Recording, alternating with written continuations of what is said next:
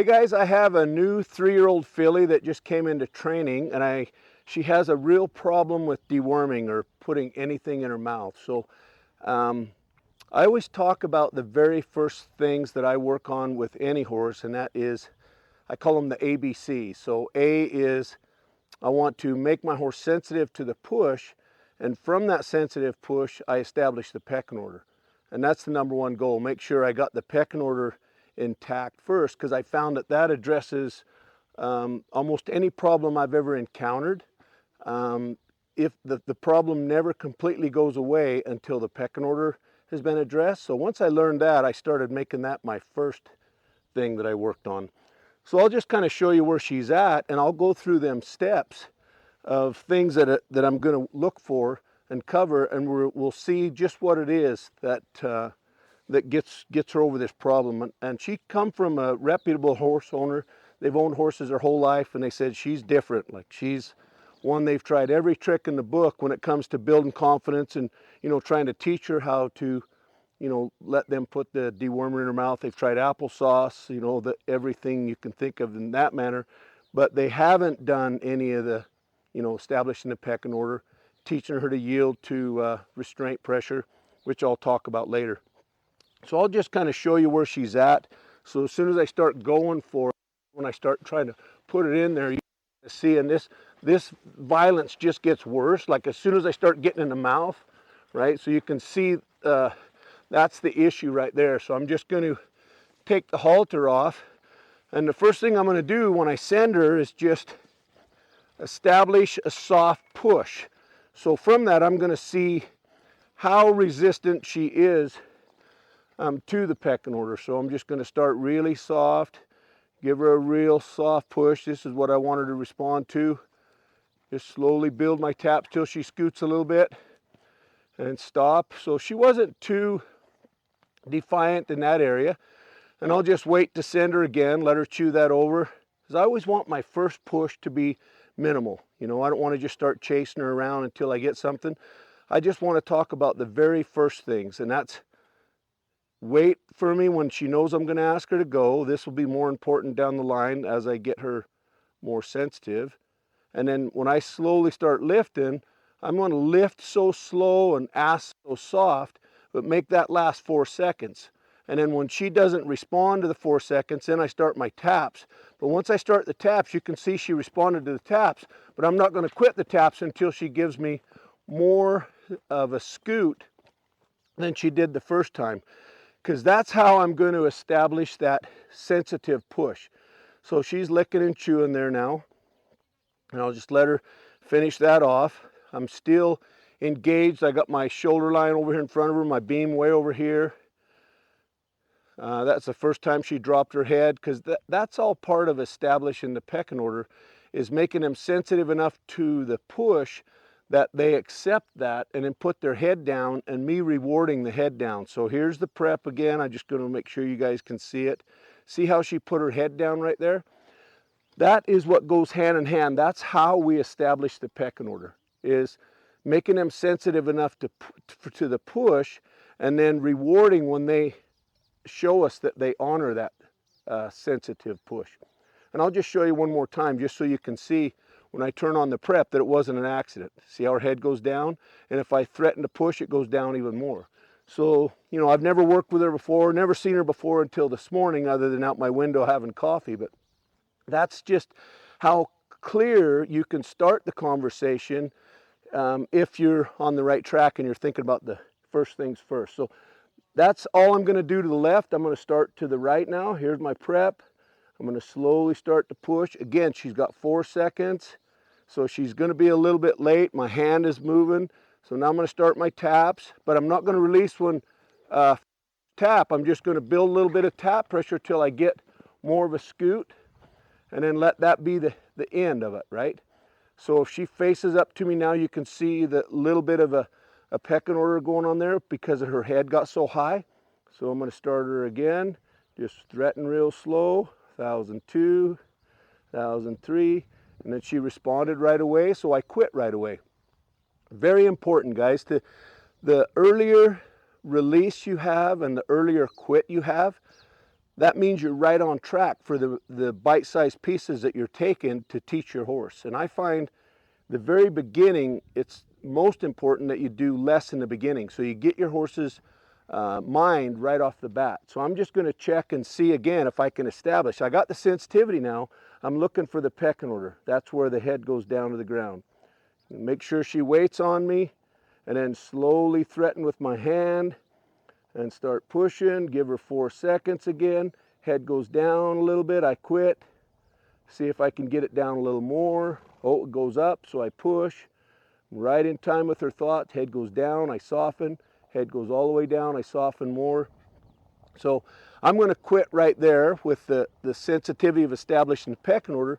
And now I'm just going to square up to her and do something different. I'm going to start teaching the approach. So the approach, I want to teach her when I step towards her. I'm going to do it fast and with some confidence, but I'm only going to go 1 step.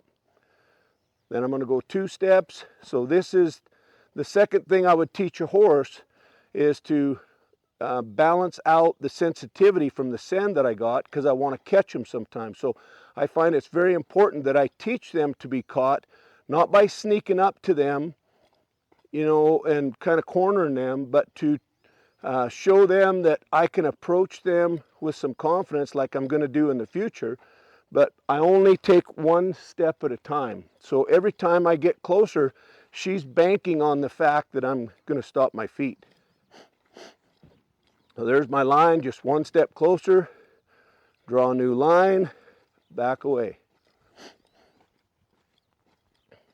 Right when she looks away, I'll go forward again.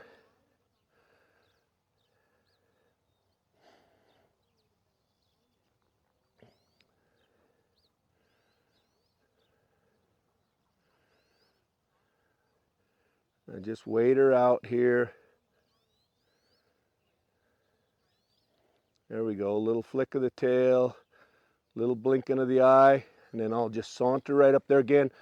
This gives me an opportunity to not sneak, so I can see how confident she is. So I'm taking a pretty big chunk, you know, out of how close I step. If I get up there close enough that I'm infringing on that bubble and she's a little nervous, I want to make sure I just improve, you know, my progression towards her. I just want to progress a little bit at a time. But I can see she's not moving, so I can get closer. She's been approached a lot. Draw a new line. Take another step because she looked away. Hold for a few seconds. Draw my new line and then back away. And I'm just going to turn and walk away this time. Get way back here. I find it's real important to go clear back here. I find most won't come back far enough in their approach, and so it takes away the amount of approach time you have. So I'm going to walk right up there. You can see the line I'm going. My belly button is right down towards her eye. So I'm going to get right in her bubble right here. She never moved a muscle, so that's good. So I'm right here. Now I'm going to see if I can just draw her with me a little bit. And if she don't come, I'm going to go this time to her again. And I'm just going to grab her cheek and bend her to you a little bit, just so the camera can see. And just get right here. So I'm going to start going towards her mouth again. So I'm going to start putting my fingers in her mouth.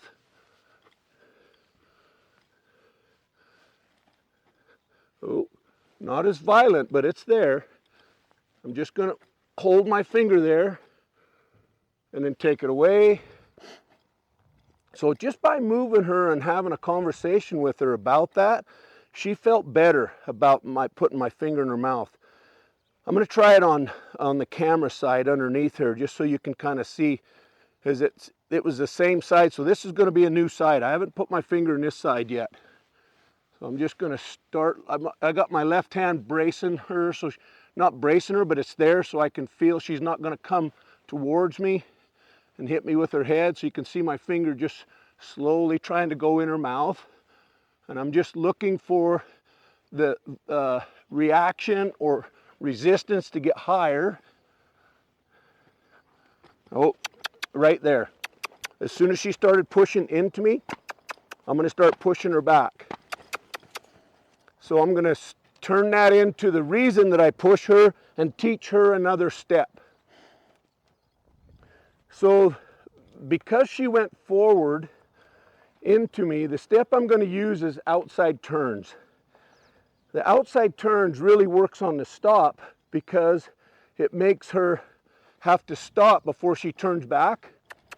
And she don't want to do an outside turn. She's going to do an inside turn in the ears. Notice the whole body expression. So she's telling me right here that she's been taught to do inside turns because that's kind of the norm when people do liberty work. It's for every horse that I see that comes into the round pen, 9 out of 10 of them has what I call inside turn contamination. And what that is they've been pressured. You can see her whole demeanor change, but they've been pressured into doing an inside turn because someone said that it's disrespectful when they do an outside turn. So the whole demeanor changes because of the frame of mind the trainer's in, or the owner or whatever is in to teach that. So she almost done it right there. All I got to do is hang in there. I'm not going to force her, but I am going to turn her back and just see her ears get really nasty there. I want you to pay attention to that when I start teaching her to do the outside turn, and she learns it from the release, not from pressure. I just have to keep that command on. So you can see my legs are walking at an angle up here, and I keep going. So my angle was walking in front of her, and my stick was pointing right at her neck. Right, so I'll let her chew that over. So that was to the right. I'm going to stick to the right after I let her have a break, because that's what teaching is about. Having a subtle amount of pressure, and you only need as much pressure that it takes to make them move. Once they're moving, and I taught her that right off the bat, then I just have to redo the lesson again. The problem with the inside turn is they feel like they're in trouble. Every time they do an outside turn, they get in trouble because of the mindset, like I explained before, is they're trying to make them in trouble for doing the wrong thing when they didn't do the wrong thing. They're just trying to protect themselves. So you can see she's super soft. I'm just going to ask her to go into a trot, and I'm going to take her one full circle and ask her over here at the same place I started asking her to start with. So let her know what's coming, point at her eye, and take it away. Let her chill for that a minute. You should start seeing the head down a little bit. So the takeaway from this is the direction of turn has nothing to do with the pecking order, has nothing to do with respect, right? The direction of turn, I've seen them be very aggressive turning away from me by, kicking out at you when they do it. And I've seen them very aggressive turning towards me by charging and, pinning their ears at you. So I'm just going to start her up one more time, and just so you can see her head down right there. So that's pure sign right there that she understands that. But I'm just going to do it at a slow walk here because that's the hardest. And then just ask her to turn from a walk, and she just buys into what I'm saying. Head goes down. So I'm gonna be done. Now, usually what I'll do is I teach that on both sides, but just for today's sake, because this is all just a test to see how far I need to go through the control factors at Liberty to make some progression in that deworming situation. So, I haven't taught her to be approached on this side, and I don't think it's an issue, but I do want to make sure that I teach her that I'm going to back away.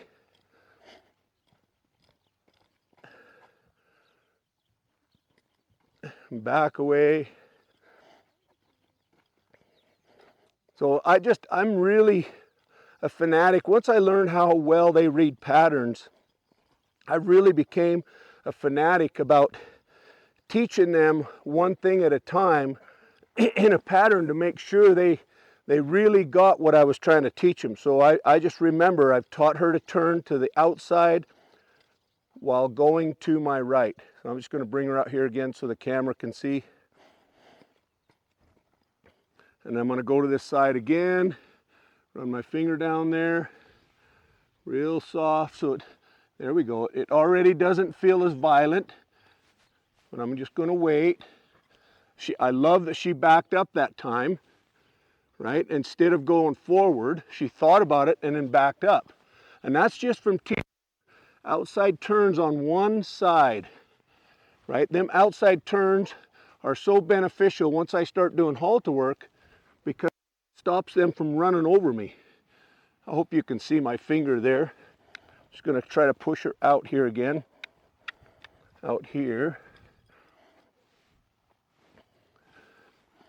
I'm just looking for some progression. I just want my finger to set there. I'm not going to fight her, but let my finger set there. I'm looking for a reason to send her again when it gets more violent. There. That's the longest my finger's been in her mouth. There. I'm just going to hold for 4 seconds. Take it away. So, you know, and that's how I've learned through everything I've ever done with a horse is mind enough to say, okay, once I stumbled onto this pecking order thing, I thought, wow, is the reason they're having the problem they're having, and I've had, you know, every problem you can think of, and I will address it with the pecking order. That's how I've learned, you know, what I've learned today is just by having those, you know, them opportunities to test it when that's the only correction I do. So basically what I did is I stopped her from going forward by teaching her the outside turn. And now I'm building confidence, because those are the 3 things I focus on. I want to establish a pecking order. I want to teach my horse how to handle fear, and building confidence is in there. And I haven't got to the point of teaching her how to handle fear yet, but I'm building confidence. And then the 3rd thing is every horse needs to learn how to yield to a restraint pressure. And the reason I say that is because often horses will break free. They'll be tied up to something they shouldn't be tied up to, with a rope that or a halter that they shouldn't be tied with, and they panic and break free, snap the halter, break whatever they're tied to and break free, and then it's never with, right? So a horse that has learned to break free from restraint pressure, they never forget that. And when it really comes back to haunt you is when the environment gets bad, you know, way down the road in their training, and you're out on a trail ride and something spooks them and they bolt and run off. So I'm just got my finger in her mouth again. She's backing up less, but I'm just going to turn so you can see. So I'm just going to hold there and put my finger a little deeper in there. The thing is, she can move her feet, right? I dictated what direction she could move. She couldn't move it forward. There we go. So my finger's further in her mouth. I'll just take it away and let her go. That's what's building confidence, is step by step, each little step of the way, when I'm able to gain ground, then I just walk away. When I lose ground, I'm going to go back and teach her another step. And that other step is always going to finish with them surrendering in the pecking order to that step. Because once I've taught her, this is what I've learned, guys, and let me know if you guys have stumbled onto this, or if you've ever thought about this, some of you trainers or some of you guys that's worked with horses all your life, if you've ever thought about that, if it's ever entered your mind. But once I learned how I can get them to drop their head and they really surrender to me in the pecking order, I try to wrap that concept around every lesson I'm teaching them. And so that's not confidence. So this issue is just building confidence. But every time I move them, right, every time I ask them for movement in any part of their body, in any direction, I'm always trying to teach it one step at a time, and I'm going to maintain that until, just like the 3 things I've taught her: go left till you drop your head, go right till you drop your head, and do the outside turns till you drop your head. I've only got one direction. I still got to go to the left.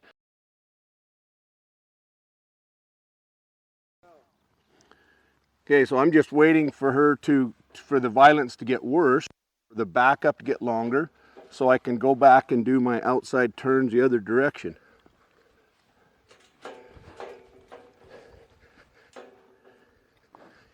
Oh, that was really good there.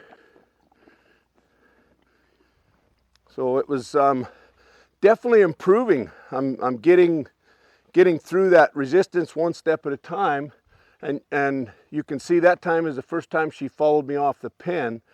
So what's happening is the communication is becoming clear enough, and the focus of just establishing the pecking order each time and building confidence. So the confidence is me going at her mouth and progressing a little bit at a time. Pecking order is every time I recognize that it's getting worse, I can go back and send her and put a lesson on her. So I'm just going to try it right here so you get a good look at my fingers on her. Go right to her mouth. Yeah, so it's getting better all the time there. So I think what I should do now is actually grab a tube of something. I don't know if we have any dewormer around, but I'll grab a tube to make it more realistic. Okay, so I got a syringe here. I'm just going to give it a try with that. And again, what I'm looking for is when violence gets worse, so she can see I got that syringe here. Oh, she's letting me put it right in there. Well, there you go. And I'm just going to wait till she quiets her mouth a bit. Because I never really expected her to fix this quick. I thought I would have to go into the point of teaching her how to yield to the halter. Because the halter is what she would have been resisting when they were trying to put the dewormer in her mouth. I find that they challenge the control, whatever the control is. So when you think back and watch the video back over here, when it's like the second time I went to approach her after I'd taught her the send both directions and got that surrendering, got that pecking order established by releasing for her not moving her feet. Then there was a point in time when I was trying to get my finger in her mouth, she went forward. And that's been the maneuver that changed her. Because as soon as I sent her and done the outside turn, I only done it one way, going to the right, turning her to the left towards the rail. She quit going forward. So I was able to, right at the point in time when she changed her resistance to go forward, is when I switched and done the outside turn, and I got her to do the outside turn acceptingly, so she dropped her head down really pretty. And then she's just been getting better ever since. So I'm going to put the halter on her now and try to pull on her a little bit with that halter while I'm trying to put this dewormer in her mouth.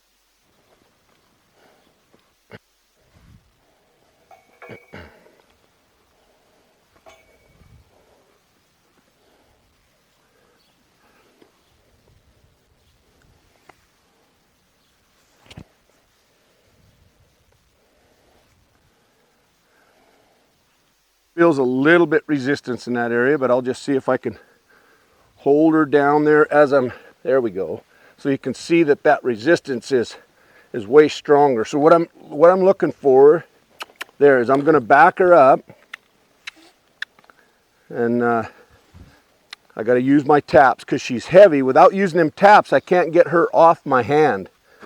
I'm still pulling on her with my hand, so I got to just build those taps slowly till I get that little bit of speed, the same way as I did at Liberty. So I get the chew right there. So this is right back to the pecking order, establishing the pecking order from the halter in the backup. So it's a new direction, a whole new feel, but we're still in category A, establishing the pecking order by creating a soft movement, making that movement softer over 2 or 3 times. Here again, when I feel her, when I kind of there, see I took kind of a hard hold of her, and that's when she started challenging me, purposely putting a restraint pull on her. Then I'm just going to build the taps till I get a little bigger jump out of her, and then just see where she's at there. The chew didn't come right away, so I'm going to sneak my way over there and grab my dressage whip the next time. Try it again. And the restraint pull is that kind of pressure I talked about before. If they pull back and break something. So there I'm kind of pulling hard on her. She didn't really speed up, so I'm going to build them taps. There, I got a little bit more jump out of her, but you seen right away, tried to come forward. So I'm going to go right at her again, but now I got my dressage whip, so I'm way better equipped. And she's way softer in my hand here, so I'm going to just go into that restraint pressure right there. I'm pulling kind of hard on her purposely, and that's when she tried to lean into it. See, she's trying to go forward into me.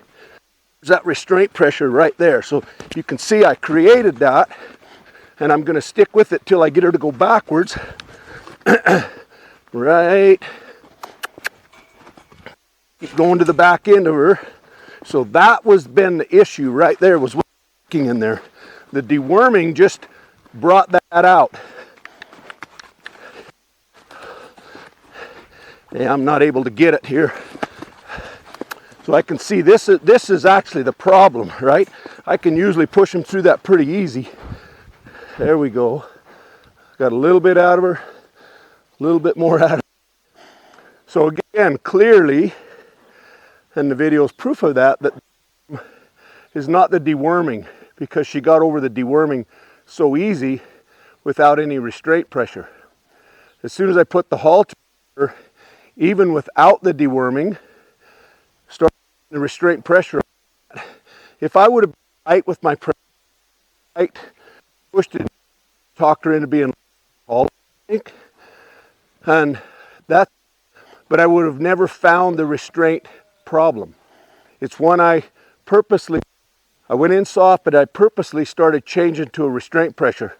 And that restraint pressure is hard to describe. It's the amount of pressure that you put on a horse that triggers their natural instinct to lean into it. If you've ever had a horse in a horse trailer, cross ties, and you try to push them over, and the harder you push, the more they lean in, that's the kind of pressure I'm talking about. Gentle, zoom in on me here.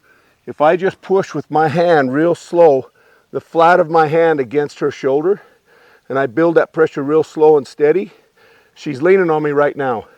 And that pressure is not very high, but you'll see when I take my hand away how she falls towards me. Right? And once I get her leaning on that pressure, and that's what I did with that halter shank, and then when I push harder, she pushes harder. Right? The harder I push, the harder she pushes. That's restraint pressure, guys. And that's what you have to, when I talk about restraint pressure, that's the kind of pressure that you have to win with. Otherwise, you just slowly go up through the pressure scale like we've been taught. They just get heavier and heavier. That's why so many people have a tough time getting them through that.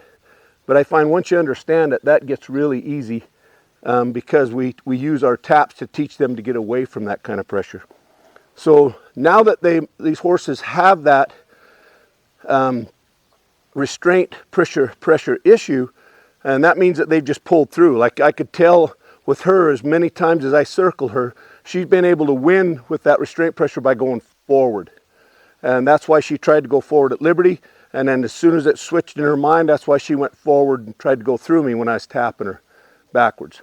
So I'm going to do a lesson I call Sandwall tied. So I'll start it right here. So Sandwall tied is an easy lesson to teach her. What happens a lot of times, people teach horses to be halter broke by just tying them up, but they never move them. Right? So you have to move them. You have to move them back and forth in order to see if they actually yield to that pressure by moving forward. Because what happens is they just hang back. If something happens, they hang back, and they learn that they can't break free from that pressure, but they hang back on it. And then pretty soon you'd leave them tied long enough, they learn that they can't pull back and get away from that restraint pressure. And worse yet, if the halter doesn't fit correctly, like they're slipping out of the halter, so when they do pull back, they feel like they're getting out of it, and then they lunge forward and pull back and hit it violently, and that's when they can do some damage. I've never seen a horse hurt himself to the point that I could even find any soreness just from sitting down and pulling on it. But I find every horse, once they feel like getting out of that halter and they go forward and they hit it aggressively, then they all get pretty sore. And I've seen them even do nerve damage there. You'll see is when they hit that thing hard like that, they'll hold their ears out flat and they'll open their mouth, tilt their head and open their mouth kind of funny, stick their tongue out. You know that it was deep enough to affect the nerves. And that can take a long time to heal. That's why I'm such an advocate to proper fitting rope halter. And I talk about that in other videos. But so now I've got a good send on her. So I'm just gonna ask her to move forward till she hits the end of that line and makes the turn. And I'm just going to ask her to go forward again so she learns to find the answer to that at a nice walk right there. So once I see she finds the answer, you can see she kind of goes into it again. But that post is not going to have any give to it there. She's chewing, so I'll just go this way again. Now she's trying to get ahead of me, so I got to send her back here and make her wait on me. No, send her back here. Send her back there to wait. No, send her back there.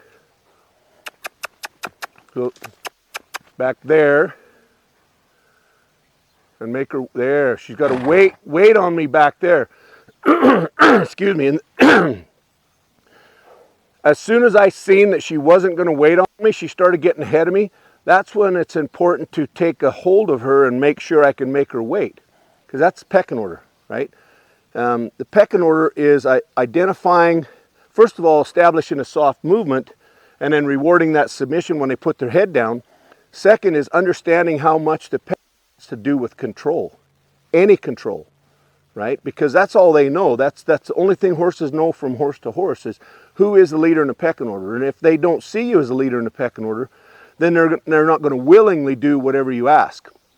So when I learned that control fell into that realm, it changed my life, because I see horses that anticipate things. I've heard lots of trainers talk about now they're anticipating it and they try to do it ahead of you. Oh, so we do things in patterns to try to stop that. So now it's on this side. So she's got to wait for me on that side. But like I said, I've had lots of trainers try to tell me you got to stop the anticipation, because doing a command before you ask is still disobedience to the command. So by going really slow, like I mentioned earlier, step by step, I'm able to watch for every bit of resistance along the way, one thing at a time. So I've got her to go against the end of the line, find the answer, and now wait for me so I can push her back the other way. She still kind of hits the end of the line, but she's finding the answer and waiting, right? Because if I leave that undone, I'm teaching her to be impatient and not have that wait time each command. So there becomes a lot of disobedience, and especially when you add electricity or any energy to the environment. So you can see the headset. She's down low. She's looking. I feel like I could call her to me right now if she didn't have that rope on her. So now I can start adding a little bit of movement. So I'm going to send her this way and keep everything moving. Hit the end of that one, turn and go this way. Make sure she follows the feel. Hit the end of that one, turn this way. Add a little bit of speed, turn this way. Turn this way. And I'm just watching. You can see her head. I'm just watching for her to change. There, see her head goes up in anticipation of hitting that. And back this way. And back this way. And if your horse ever hangs back in this situation, if she was to hang back, I could get behind her quickly and send her forward. Because, and again, hanging back is not the logic of this lesson. It's not teaching them that they can't hang back. It's teaching them that I can stop them and turn them by going forward. Right? That's the honey in this lesson, because that's exactly what's happening right here when I added that pressure. That's exactly what happens when we're out on a trail or we're somewhere in an arena where the snow slides off the roof, or anything that creates high energy that causes them to bolt, right? Because we haven't taught them to handle fear, and we haven't taught them to yield to restraint pressure. Because those are the other two categories. And category all I work on for the rest of their life. Category B and C, B is build confidence and teach them how to handle. I only do that for the first 30 days. C is teach them how to yield to a restraint pressure. I only do that 3-4 times or as needed. Back in the day when I didn't really understand my timing and my feel of my hands, I would make them heavy, but I would recognize that they needed to go do Sandwall tied again, because they was trying to pull through. Anytime they try to pull through a pressure and I can't win, they need to go on the post and tied up and do Sandwall tied, because they need to yield to a pressure going forward, right? And what to get that way is just bad timing on my part. I pulled too hard, number one, and released when they went forward. So that's what really helped me be aware of my timing, and actually made me really get good at my timing, because I learned the importance of it, right? And sometimes people try to get good at their timing, but it's just, you know, it's kind of there and it's not. Sometimes I'm good, sometimes I'm not. But when you realize only my life depends on it, everybody's life that rides this horse going forward depends on it. So that's how serious I take it. So I'm going to go try that same thing again that I was doing right here with that restraint pressure, now the just as a test. So I'm always collecting data. I always know I want to take a lesson to its finishing point, and she showed me that. That again is category A. Teach them sensitive to a push and till they surrender to that, and reward that surrender. This was teach her to be sensitive to a push. That's what allowed me to hold her back on the end of the rope each direction, and then be sensitive to the pull of that line. Okay, and that's what caused her to be, turn back and forth, and allowed me to add a little bit of speed. So I'm going to ask here again, and I'm going to slowly, if you can zoom in on my hand, you're going to see that I'm going to, if I'm really light like that, if I'm really light and tapper, I can get that back up really good. In fact, I'm going to be light this time just to test it, just to show you and to see how good that Sandwall tied lesson went. So actually I need to do that the opposite way. I do need to grab her and pull on her, because that's kind of what I did there. So I'm just going to start light, and I'm going to pull on her. Then I'm going to build them taps until I get her to jump backwards. And I'm going to let her chew right there again. Because again, if I'm not using the restraint pressure right now, I'm not really realizing the power of that lesson I just done. So I'm going to go again, and what I'm looking for, the quit, she's much softer. The quit is when I try to pull on her. If you're zoomed in on my hand, if I try to pull on her, there, see, she sped up without the tap, right? And that's where the quit is for the restraint pressure, but what I can still see she's not chewing. So now I need to back it up, just like I did with every lesson I've taught her so far, is threaten to send her and release for head down, or softness, right? So you can see her bracing for that pull. So I'm just going to add that there. When that neck goes down and that nose goes in, I'm going to just come around just so you camera can see. I'm just going to turn her here. So I got to keep her backing up a little bit so you can see how light my fingers are. So I soften for neck down, then I'm going to keep going until I get nose in. That's the equivalent of putting her nose down at Liberty, is nose in, and that's what I'm working for the rest of her life, for collection. To me, that's what collection is. Just going to turn her here again. Now I can keep her super soft now, because what I'm looking for is a quit of this backup, and it has to be when she brings that nose in, and that means she'll break at the pole right behind there, right behind her ears. Oh, she's kind of stiff right there, because that's the muscle she was fighting with. That's the tenseness that you'll find first, because it's closest to their brain. And if they're tense right behind the ears, their whole body will be tense.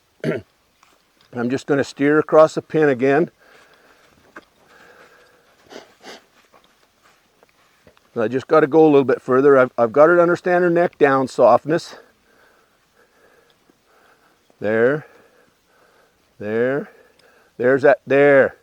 Right there. Hold for 4 seconds, then turn off. And there's the lick and chew I was talking about. Now, if I'm right on the money with what I'm talking about finishing a command when they surrender to it, when I go into her again right now, she's going to be lighter and she's going to give me that nose quicker. And that's what every lesson is about, is not doing the lesson till the horse is doing the lesson good. It's doing the lesson until the horse accepts the lesson. Having the ability to do that. And I find if I'm mundane and just keep pushing, they do it, and I quit sometimes when they're good, sometimes when they're not, but I really don't know, right? So these patterns is what took the guesswork out of that. So when I turn on, I can see what I'm looking for, and I'm looking for the nose. So when the nose becomes the first thing that gives, there. She moves her feet, I just keep the energy going till I get the nose. There. Hold for 4 seconds, and then off. So just like everything else, by backing her, oh, because she walked off the ground tie here, I'm just going to do that again. I haven't really taught her to ground tie, but this is what's going to teach her to ground tie. Is every time she walks off, I got to get that nose.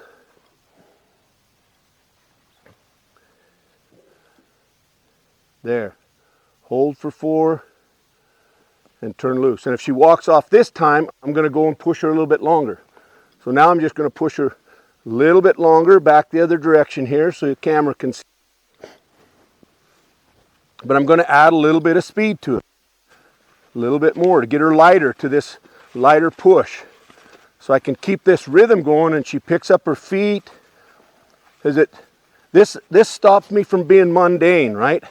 Because this is the second time, sorry, the third time I started pushing her for walking off the ground tie. So I've got her to give her nose there, so she knows that's the quit. So she's got to be super soft there. Excuse me. And the ground tie's the in, right? She gives me her face and then stands ground tied. That creates her own end game, and that's what I'm talking about. Having those 3 categories and understanding every lesson to its fullest gives me the ability to have an ongoing conversation that's very clear, and it leaves me no guesswork, right? I've never taught her to ground tie. That's the first time. So you can see how easy it was just by restarting at the right time, quitting at the right, releasing at the right time. So restarting the command, the right amount of pressure for the right amount of time, releasing and then restarting at the right time when she walked off. And the pattern of building it higher each time, creating more sensitivity, that checks the pecking order box, and quitting when I get the desired response.